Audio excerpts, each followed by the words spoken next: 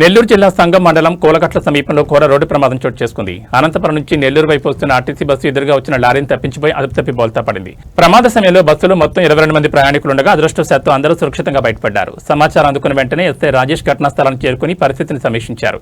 ప్రమాదానికి గల కారణాలపై వివరాలు సేకరించారు. ఈ ఘటనలో ప్రాణాపాయం తప్పడంతో అధికారులు స్థానికులు ఊపిరి పీల్చుకున్నారు. సంఘటనా స్థలాన్ని ఆత్మకూరు డీఎస్పీ వేణుగోపాల్ పరిశీలించారు. ప్రమాద ఘటన వివరాల గురించి ఎస్ఐ రాజేష్ సీఏ గంగాధర్లను అడిగి తెలుసుకున్నారు.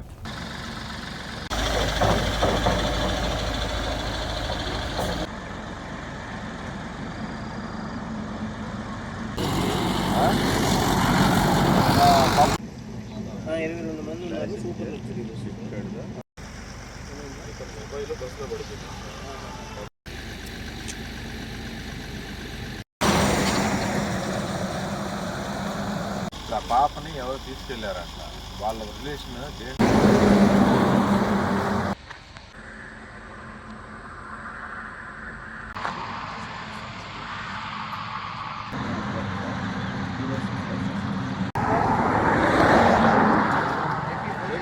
అది అనంతపూర్ టు నెల్లూరు సార్. బండి అనంతపూర్లో 10 గంటలకు వదులుతుంది. నెల్లూరు పదానికి 4 గంటలకు వచ్చిన 4:20 కల్లా జరిగింది సార్. లారీ అయినా ఇట్లా ముందుకు వచ్చేసినట్టు అనేసి నేను సైడ్ బిగేదలకి ఇట్లా వచ్చింది సార్. ఆ ఎగరడం వల్ల బ్రేక్ టచ్ చేయలేకపోయినా, బ్రేక్ టచ్ చేసింటే ఇక్కడ ఆగిపోతాను బండి. అది సార్ జరిగింది. 22 మంది ఉన్నారు సార్.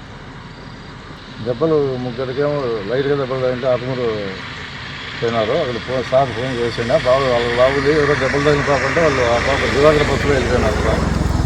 గుంటకల్ బస్సులో ఎక్కించి పంపించాను. 4:20, 4:25 అట్లా అవుతాను సార్.